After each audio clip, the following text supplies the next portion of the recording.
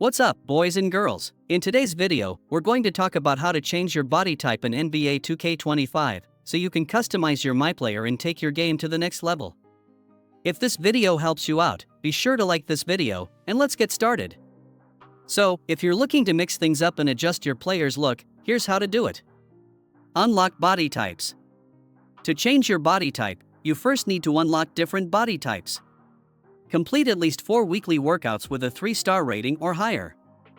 Once you've done this, you'll gain access to different body types like slim, compact, muscular, average, and swole. Where to find the option? After unlocking these body types, head over to the My Player tab and select Appearance. This is where you can change your body type. Use the left or right analog stick to scroll through the different options. Why change body types? Changing your body type not only gives your myplayer a fresh look, but it can also impact your gameplay. You can tailor your player's build to your playstyle, whether you want a faster, more agile player or a bulkier, stronger one.